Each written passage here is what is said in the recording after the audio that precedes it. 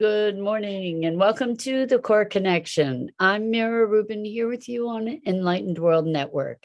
And today's topic is reflections and how we often see ourselves in others. And that can get really confusing, especially when we're trying to work through challenging issues. And so we're going to talk about the complexity of this reflection and the hall of mirrors that can result from it, and how we can find our way navigating through these very, very interesting dynamics. Good morning, Rosalind. Welcome. So good to be here with you this morning, and welcome to everybody else who's joining us. Before we get started on our topic of reflections, let's take a minute or two to get present. So let's take a deep breath in through your nose and hold it. And imagine clean, crisp oxygen flooding your lungs, flowing into your bloodstream, nourishing all your cells, all your organs, bringing vital life energy to your body and being. And as you exhale any tension, stress, negativity, fatigue. And now let's take another deep breath in through your nose and hold it. This time, imagine brilliant, bright light lighting you up from the inside out, illuminating, electrifying, and energizing all your cells, your molecules, your electrons, and creating this brilliant beam of light and energy from your heart out into the world. And as you exhale any remaining tension, stress, negativity, fatigue. And now let's press our palms together, vigorously rub your hands together to feel the friction, the temperature, the pressure, the motion, the tickling and tingling when you stop, and allow all those sensations to bring you present right here, right now, into this remarkable physical form that enables you to experience life. Welcome, welcome, welcome. It's Friday and another week has just flown by. It could get whiplash for as quickly as these weeks pass. It's remarkable. Anyway, reflections. This came up in a session. Interestingly enough, this came up in a session around trust, where the client was saying that they had issues of trust and they weren't sure. They thought that they were questioning as to whether they may have lost their trust in me, which was a really interesting thing to navigate with them. And they went through a whole list of their feelings, like feeling not just specific to me, but around trust, because trust was a really big issue for them. And so along with that, they were talking about feeling manipulated, unappreciated, betrayed, disappointed. There was a whole litany of emotions that occurred in relation to this issue of trust. And at the end there, it went back to a parental figure who had left when they were a kid, and this is a lens. It created a lens through which they've experienced other relationships and challenges since that time. Anyway, it was very, very interesting to me because I've been thinking about it, and that's a big thing, to me. If somebody feels that somehow they've lost trust in me, they were really clear that it wasn't anything I did. And it was very, very interesting because we had an agreement that they have not upheld. One of the things that they said is, I guess I should have called this reflections and projections. One of the things that they said is, why can't people just keep their word? And talking about integrity. And it was so interesting because this person and I are in the midst of navigating a situation where we had an agreement that they haven't upheld. And in thinking about it, it was a revelation actually for me to recognize that a lot of the emotions that they were saying they were experiencing around issues of trust were at play in the way that I was experiencing or feeling toward them that I hadn't even been aware of. Actually, it was sort of a subtext, but over this broken agreement and the way that the agreement had been maneuvered. And so I got to do work on myself around my issues of trust, particularly with this person. And I just found it so fascinating how everything they were saying was actually something that I was experiencing. And so here they're projecting onto me or other people this lack of integrity that was present within them. And then if I take it to the next place, bring it back to myself, it's like, well, where am I exhibiting a lack of integrity? Am I doing that? And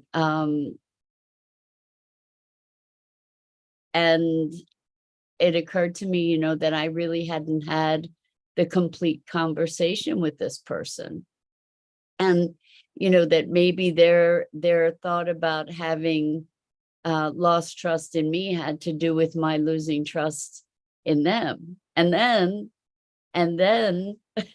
it just keeps going on. It's like a house of mirrors, where it just reflects and reflects and reflects, and it becomes very difficult to distinguish what's me and what's them. And maybe it's all one. And I wonder for yourself if you've ever encountered a situation where someone says, I feel like you blah, blah, blah, blah, blah. And you, in fact, feel like they've done exactly what they're accusing you of. Or that you feel exactly the way that they're expressing that they feel. And so it becomes such a murky kind of situation. It's very fascinating to me to be looking at this. When these kinds of things are encountered, it's easy to fall into judgment and making people wrong, making yourself wrong. And instead of judging it, it can be very, very helpful to look at it with curiosity, to say, wow, wow, wow, what a crazy dynamic. What's going on here? And it's fascinating. It was reassuring to me to have this person say, that they were really clear that I hadn't done anything that was out of integrity or that was a violation in any way. And I'm wondering if the reason they were feeling that is because I was feeling distrustful of them without even being fully aware of that. So it's like, what's me and what's not me? And maybe it's all me. Maybe it's all you. Like, maybe that's the limit of the world that we can experience is our own projections and reflections, because we have the lens through which we experience life and through which we interpret life. And it's just it's so remarkably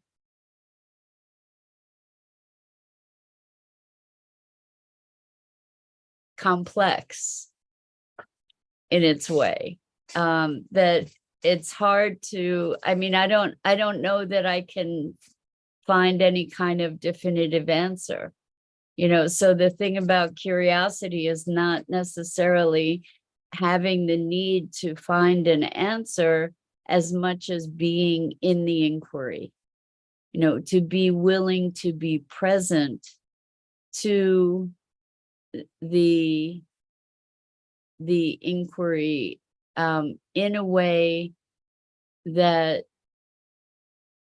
we can learn something new, perhaps. So without the judgment, without the finger pointing, without the blame and shame, just awareness, just to be becoming more cognizant of the dynamic or the pattern, or how all this stuff integrates. It's fascinating to me and confusing too. I find it, I guess it's confusing if I'm trying to figure it out, rather than just letting it unfold. But so as a result of this inquiry and awareness, it makes me aware that there's more opportunity there for discovery, for self-discovery, and also for this other person. If there's a way that I can reflect back the experience in a way that can be of service to them, then it'll feed back to me too, I imagine. It goes full circle. So it's so interesting. I don't know if you have had this experience, but so many of you are healer type people, that the person that is there that we're working with is, in partnership, is a reflection of ourselves. And the thing that I so love about the work that I do is that my clients reflect all different aspects of myself, or I see myself in all my clients. And of course I would, right? I mean, I imagine you must as well, right? Even the things that get us most upset are in other people, are typically things that we see in ourselves. And when we get really reactive about somebody else's behavior, it's actually often a reflection of our own. And when we approach those triggering situations from that vantage point, it's like, wow, why did that upset me so much? Why did I get so upset over that? What's happening that in me that is allowing that level of reactivity? And so when we engage in that kind of inquiry, then there's a richness available to us. That's life giving us the opportunity to learn and deepen and grow in our connection. And one of the things that I say over and over in regard to this notion of trust is that all trust is self-trust ultimately. And that may or may not be true. That's like one of my operating hypotheses, but it's interesting because what I noticed is when I was feeling the distrust toward this other person, what it was questioning myself and my decision to have allowed some flexibility in this agreement that I might not otherwise have allowed. And so it was, again, a proof of this notion that all trust is self-trust. Like, I questioned myself, I questioned my decision, my willingness to allow the flexibility or the shifting of the sands, you know. So it's very fascinating. I'm wondering how you experience that, this notion of projection and reflection. You know, it's not that this person did anything to me that I didn't allow, right? So I'm being accountable and responsible for that, and for my feelings around it too. You know, just to be able to do the work around the trust, to bring myself back to a place of integrity within myself, to be willing to respect my own boundaries, my own limitations. And it's fascinating when you see, like, look at somebody in your life that you get really aggravated by, and look at what it is that aggravates you about them in terms of their behavior. Look at the behavior that they do that really gets to you. And just in a gentle inquiry, without blame or shame, take a look at yourself to see if there's any element of that in yourself. And it may be that you don't have that behavior, but you work really hard not to have that behavior. And therefore, when somebody else has it, it really gets to you. Or it may be that there is a part of you that acts in that way, and that you're not, you know, that you're struggling with, or you're not even conscious of, you know, that there's a part of you that's doing the same thing. So Rosalind says, as boundaries begin to dissolve, it becomes more inseparable. Reflections, are you the disowned me? Are you my wisdom, my real aspiration? We begin to get curious. Then, without realizing it, we express outwardly and mirror what we have been experiencing internally. Very, very interesting, right? This dynamic. And I love the questions. Are you my disowned self? Are you my wisdom, my real aspiration?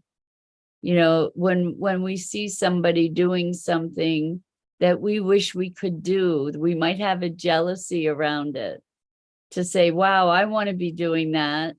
How come they get to do that and I don't? Well, they gave themselves permission to do that and you haven't, right? So, you know, that the jealousy is, I want to be able to give myself permission to do that, whatever it might be. Or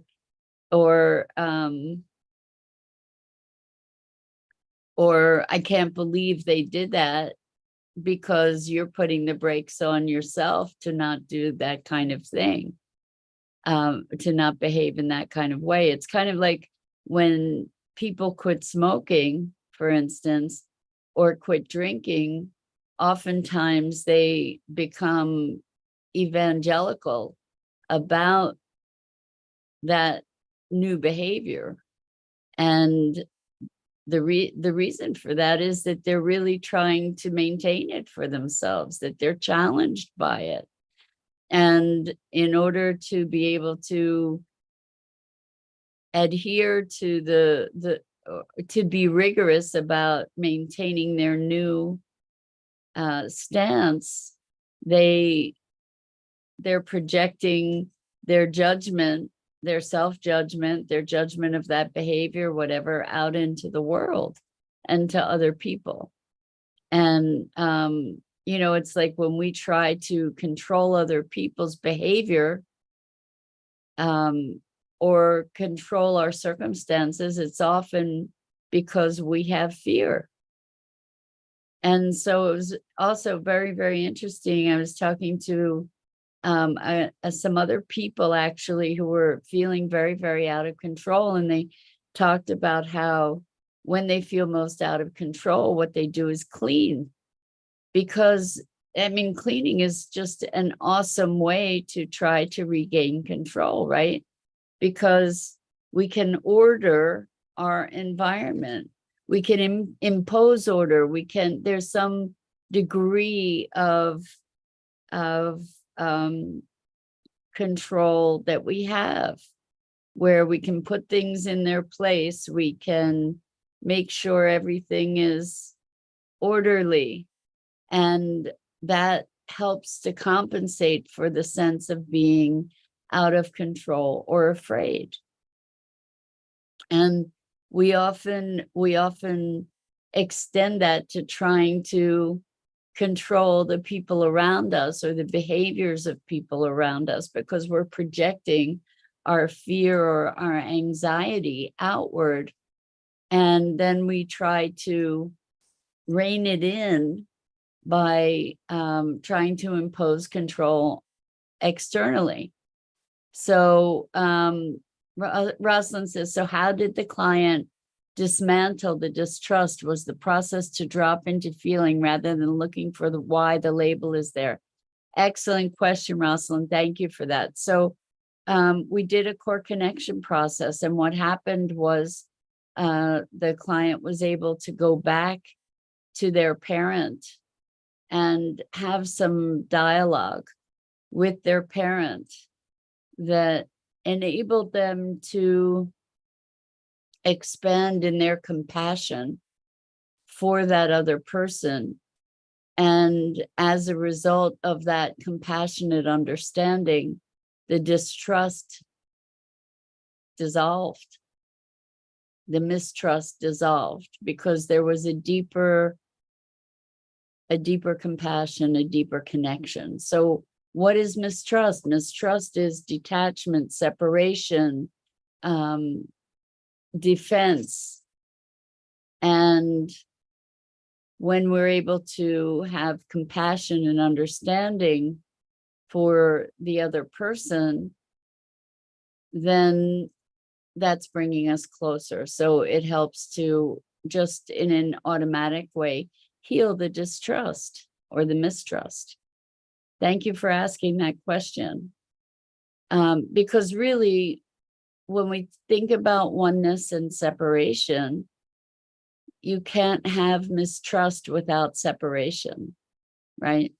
So if we're able to bridge that sense of separation, then we can heal the mistrust if we can find a space of connection. And so mistrust is, we talked about dragons this week and befriending dragons. At least I intended to. I'm not sure if that one got aired. But the thing about befriending dragons is these behaviors, these negative talk cycles, these negative behaviors, and negative in quotes, typically have a positive intention. And so this notion of mistrust or distrust is coming from a sense of self-protection, right? So what'll happen is that we put up a defense. That's what mistrust or distrust is. It awakens us to the need to defend, to be on the lookout. It's being in high alert. And so it's based in separation. And the antidote to that is connection. So Rosalind says, how do I see myself without distortions? I don't think we can, Rosalind. I truly don't think we can. And that said, one of the ways to minimize the distortion is to release ourselves from judgment and to approach our observations with curiosity, because it's often the judgment that skews our seeing, or the fear of being awful, or which is again judgment, right? So if I can see where I've been untrustworthy, or where I've been trustworthy, or where I've been in or out of integrity, if I can see that without making it that I'm a horrible person, then the likelihood is that I can allow myself to see it better than if I have all these judgments and then I think I'm a horrible person, and I don't really want to be thinking I'm a horrible person. So I'll make myself right at all costs rather than looking at my part. So Rosalind continues, if people around me are reflections, somehow we are seeing ourselves indirectly. Yes, 100%.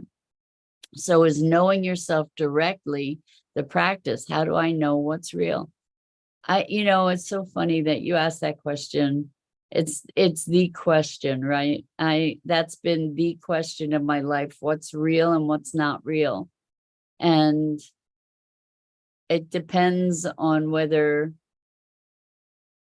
you're looking for reality with a capital R, which I really don't think we have access to. Not through our humanness anyway. And the reality, what's real with the lowercase r, that becomes part of the house of mirrors, I think. What's real is what we make real, ultimately. And we make that real perhaps through our projections and reflections. And so as we're willing to be more curious, we can use the reflections from the world to better see ourselves. And so we can see ourselves in the world. Like I got to see from my client, I got to see, oh, there's a place where I have lost trust in this person. And underlying that, I've lost trust in the decision that I made. So it's very, very interesting, isn't it? Instead of saying, how could I have been so stupid? Or what's wrong with me that I'm feeling this way? Instead of any of that conversation, to say, wow, isn't it interesting to discover that that's there?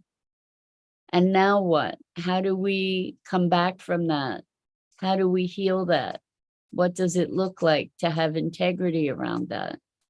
And those kinds of questions and that kind of observation without judgment, that kind of growing awareness, I think, I'm again hypothesizing, that gets us closer to what's real.